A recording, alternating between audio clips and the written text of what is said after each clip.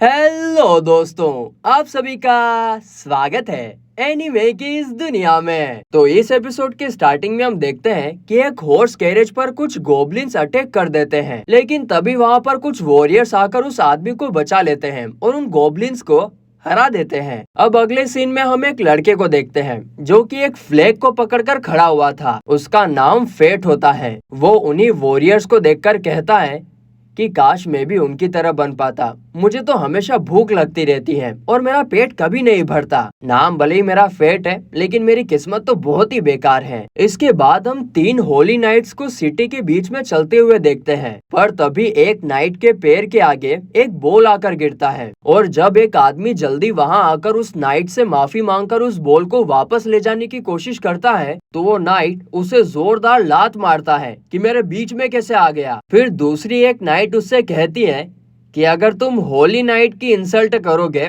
उनके रास्ते में आओगे, तो जिंदा नहीं बचोगे। और इतना कहकर ये तीनों खड़ूस लोग वहां से चले जाते हैं। इसके बाद जब वो होली नाइट गेट के सामने पहुंचते हैं, तो फेट वहीं पर खड़ा हुआ था। वो उससे कहते हैं कि क्या तुमने आज का काम अच्छे से किया है, जिस पर फेट एकदम डर कर हाँ में जवाब देता है। और तभी उनमें से एक नाइट उसके सामने जमीन पर पैसे फेंक देता है और कहता है, ये लो आज की तुम्हारी कमाई। और फिर जब फेट उन पैसों को जमीन से उठा रहा होता है, तो एक दूसरा नाइट आकर उसके हाथों को पैरों से मसलते हुए कहता है कि इसमें मेरी गलती नहीं है, तुम हो ही इतने घिनौने कि मेरी नजर में ही नहीं आए। और जब हम तुम्हें पैसे देते हैं तो तुम ऐसे कपड़े क्यों पहनते हो? क्या तुम हमें शर्मिंदा करना चाहते हो? और इतना कहकर वो नाइट फेट को बुरी तरीके से मारने लगता है। और तभी दूसरी नाइट उसे और जलील करते हुए कहती है कि तुम जैसी बेकार स्किल वाले लड़के को हमने काम दिया है, यही तुम्हारे लिए बहुत बड़ी बात है, इसीलिए झुककर रहना पड़ेगा तुम्हें हमारे आगे। इसके बाद वो उस लड़के को और भी बुरी तरीके से मारने लगते हैं। लेकिन तभी वहां पर एक दूसरी होली नाइट जिसका नाम रॉक्सी है, वो आकर उनसे कहती है कि ये तुम लोग क्या कर रहे हो? हमें जिन लोगों को बचाना चाहिए, तुम उन्हीं के साथ ऐसा बर्ताव कर रहे हो। तुम्हें तो अपने आप को होली नाइट कहने पर शर्म आनी चाहिए। और वैसे भी इस गेट को गार्ड करने की जिम्मेदारी तुम लोगों की है, जो तुम इस फेट से करवा रहे हो। जिस पर वो नाइट्स कहते हैं कि नल्ले लोगों को काम देना भी तो हमारी जिम्मेदारी है।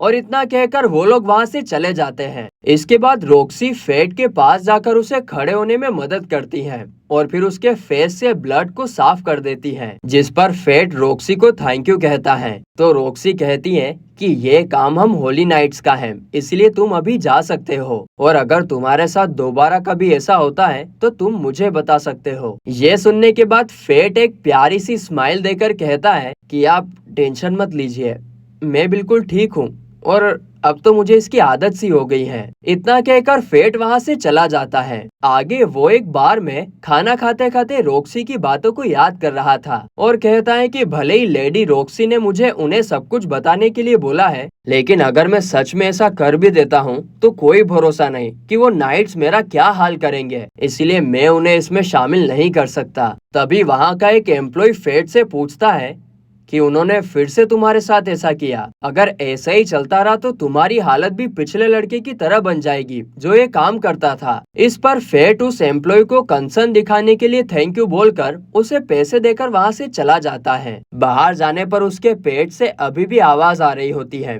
क्योंकि अब भी उसका पेट भरा नहीं होता है। तो वो सोचता है कि काश मेरे अंदर भी कुछ अच्छी एबिलिटी होती। मैं कोई बहुत बड़ा आदमी भी नहीं तो कम से कम एक वॉरियर या फिर एक मर्चेंट, नहीं तो क्राफ्ट्समैन बनकर ही अपनी जिंदगी गुजार लेता। पर मेरी लाइफ इतनी अच्छी नहीं है और मुझे नहीं लगता कि मेरा कुछ हो पाएगा। फेट ये सब सोच ही रहा होता है कि तभी उसकी नजर कुछ चोरों पर पड़ती है और यह देखकर वो जल्दी से रॉक्सी को बताने के लिए चला जाता है। आगे जब वो चोर की बात रॉक्सी को बताता है तो वो फेट को थोड़ी देर के लिए फ्लैग पकड़ने के लिए बोलकर उन चोरों को ढूंढने चली जाती है। थोड़ी देर बाद महल के अंधेरे में से तलवार चलाने की आवाज आती है और देखते ही देखते उस गेट से एक चोर निकलकर उसकी तरफ आ रहा होता है। ये देखकर फेट पहले तो वहाँ से भागने ही वाला था, पर वो सोचता है कि नहीं, लेडी रॉक्सी ने मुझे ये जिम्मेदारी दी है और अगर मैं अब भाग गया तो उनके लिए मुसीबत बढ़ जाएगी। और इसीलिए फेट किसी तरह अपनी पूरी हिम्मत जुटाता है और फ्लैग के टॉप हिस्से से उस आदमी पर अटैक कर देता है, जिससे वो चोर वहीं का वहीं मारा जाता है। पर चोर को मारने से अचानक से क्या होता है कि फेट के अंदर की ग्लूटनी स्किल एक्टिवेट हो जाती है। इसके अलावा दो नई स्किल्स आइडेंटिफाई और टेलीपैथी की पावर भी उसको मिलती है और साथ ही उसके बाकी सारे स्टेट्स भी बहुत ज्यादा बढ़ जाते हैं। तभी वहाँ पर रॉक्सी आकर फेट का हाथ पकड़ लेती है और पूछती है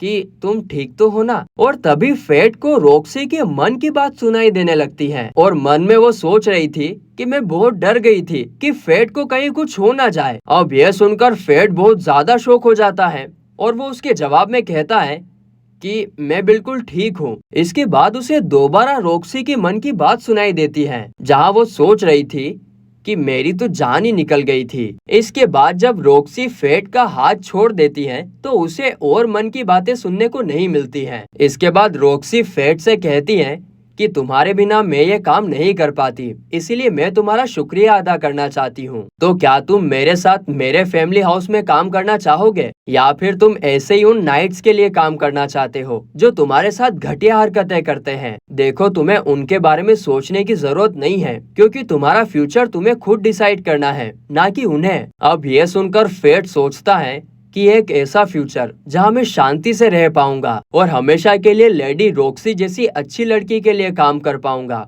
इससे अच्छा तो मेरे लिए कुछ और हो ही नहीं सकता। पर फिर फेट कहता है कि अगर मैंने ये काम छोड़ दिया तो वो मेरी जगह किसी और को काम पर लगा लेंगे और उसके साथ भी ऐसा ही बुरा बर्ताव होगा। जिसके जवाब में लेडी रॉक्सी कहती है कि गेट पर गार्ड करना तुम्हारी जिम्मेदारी नहीं है और इसीलिए जो भी होगा उसमें तुम्हारी कोई गलती नहीं होगी। अब इतना सुनकर फेट के चेहरे पर एक स्माइल आ जाती है और वो सोचता है कि अगर लेडी रॉक्सी कह रही है तो ठीक ही होगा और वो उसके साथ काम करने के लिए मान जाता है। इसके बाद फेट थोड़ा सोचता है तो उसे पता चलता है कि वो रॉक्सी के मन की बात इसलिए सुन पा रहा था क्योंकि उसे अब टेलीपैथी की एबिलिटी मिल गई है और अब उसके स्टेट्स भी 1 से 100 के ऊपर चले गए हैं और इसीलिए वो कहता है कि अब शायद इस ताकत के साथ मैं मॉन्स्टर को हरा पाऊंगा। और इसीलिए वो इसी जोश के साथ वो एक स्वॉर्ड की शॉप में चला जाता है, जहाँ पहले तो शॉप वाला उसे बड़ी इज्जत के साथ बर्ताव करता है और पूछता है कि कहिए सर, मैं आपकी क्या सेवा कर सकता हूँ? आपको किस प्रकार की स्वॉर्ड चाहिए और आपका बजट कितना है? तो फेट उसे सिर्फ 2 कॉइन दिखाता है और कहता है कि ये मेरा बजट है। 2 कॉइन देखते ही उस शॉप ओनर का बर्ताव बिल्कुल बदल ही जाता है और वो कहता है, क्या सिर्फ 2 कॉइन? वो साइड में 2-3 स्वॉर्ड पड़े हुए हैं, उनको देख लो, जाके जाओ देख लो भाई, अगर पैसा नहीं है ना तो कहीं इज्जत नहीं है। आगे फेट मुंह बनाकर सोचता है कि कुछ नहीं से तो कुछ होगा, वही सही है। चलो इन बेकार स्वॉर्ड में से एक स्वॉर्ड को चुन लेते हैं। इसके बाद वो अपनी आइडेंटिटी स्किल का यूज करके सभी स्वॉर्ड को बहुत अच्छे से देखता है और एक एक करके सभी स्वॉर्ड की पावर चेक करता है। और फिर जब वो चेक करते करते एक ब्लैक स्वॉर्ड को पकड़ता है तो देखता है कि वो तो लगभग टूट ही गई थी, लेकिन फेट को उसी ब्लैक स्वॉर्ड से आवाज सुनाई देती है जो उसे ग्लूटनी बुलाकर कहती है कि मुझे खरीद लो, मैं तुम्हारे बहुत काम आऊंगा। यह सुनकर फेट हैरान रह जाता है और फिर फेट उससे पूछता है कि तुम्हें ग्लूटनी के बारे में कैसे पता? जिस पर वो स्वॉर्ड कहता है कि तुम में और मुझ में बहुत सी कॉमन चीजें हैं, इसीलिए मुझे सब पता है। यहाँ पर सीन शिफ्ट होता है और हम उन 3 होली नाइट्स को आपस में बात करते हुए देखते हैं, जहाँ पर एक नाइट कहती है कि सुनने में आया है कि रॉक्सी फेट को अपने घर में काम दिलवाने की कोशिश कर रही है और हमसे पूछा तक नहीं, उसे तो अब सबक सिखाना जरूरी है। जिस पर दूसरा नाइट कहता है कि फेट की जगह लेने के लिए और भी बहुत सारे हैं, इसीलिए हमें इतनी मेहनत करने की जरूरत नहीं है और हम दोनों की फैमिली किंगडम के 5 सबसे बड़ी फैमिलीज में से एक है, इसीलिए उसके साथ लड़ाई करना समझदारी नहीं होगी। खैर मुझे कुछ काम है, इसीलिए मैं मिलिट्री डिस्ट्रिक्ट जा रहा हूँ। इस पर पहली नाइट पूछती है कि वैसे तुम क्या रिसर्च करते रहते हो जो हमेशा इतने जोश में रहते हो? जिस पर वो नाइट कहता है कि मैं अमर होने पर स्टडी कर रहा हूँ। जिस पर वो पहली नाइट हंसने लग जाती है अमर होने पर स्टडी करो करो। वहीं दूसरी तरफ हम फेट को देखते हैं, जो अपने न्यू स्वॉर्ड को लेकर मॉन्स्टर्स को मारने के लिए आया था। देख रहे हो बंदे का जोश, देख रहे हो। और तभी अचानक से एक मॉन्स्टर उसके ऊपर अटैक कर देता है, लेकिन फेट उसे एक ही अटैक में मार देता है और इस वजह से दोबारा से ग्लूटनी एक्टिवेट हो जाता है और उसके स्टेट्स और भी बेहतर बन जाते हैं। पर तभी वहाँ पर बहुत सारे गोब्लिन्स आ जाते हैं, जो देखकर उसका स्वॉर्ड कहता है कि मैंने सुना था कि जब तुम एक गोब्लिन को मारते हो तो उसके पीछे 100 और चले आते हैं, इसीलिए तैयार हो जाओ मेरे भाई। इसके बाद फिर फेट जैसे जैसे एक एक गोब्लिन को मारता जाता है, उसके स्टेट्स भी वैसे वैसे ही बढ़ते जाते हैं और फिर देखते ही देखते जब सारे गोब्लिन्स खत्म हो जाते हैं तो फेट को काफी सारे नए स्किल्स मिल चुके थे और उसके स्टेट्स भी 1000 से ऊपर चले गए थे, जिस पर उसका स्वॉर्ड कहता है कि अभी तुम्हारा पेट भर गया होगा। जिस पर फेट कहता है कि तुमने सही कहा, आज मेरे पेट से एक बार भी आवाज नहीं आई और ऐसा मेरे साथ पहली बार हो रहा है।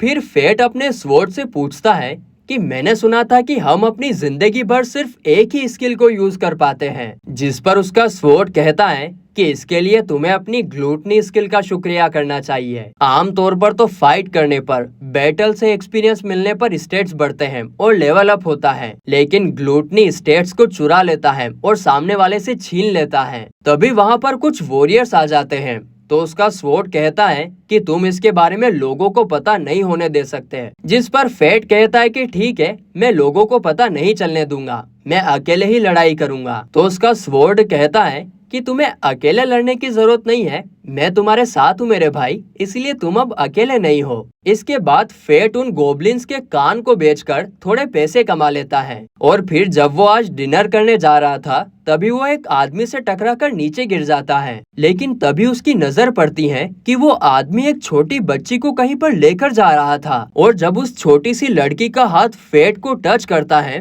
तो उसे सुनाई देता है कि वो लड़की मन में मदद मांग रही है और ये सुनकर फेट को उस आदमी पर शक हो जाता है और वो उसका पीछा करने का तय करता है। पीछा करने पर वो देखता है कि उस आदमी ने लड़की को रस्सी से बांध दिया है और उसे कहता है कि तुम अब होली नाइट्स का खिलौना बनने वाली हो। फेट ये देखकर सोचता है कि जब मुझे किसी को बचाने की ताकत मिली है तो मैं उसे नजरअंदाज नहीं कर सकता। अब अगले एपिसोड में उसकी 12 बजेगी, क्योंकि ये एपिसोड तो यहीं पर खत्म होता है।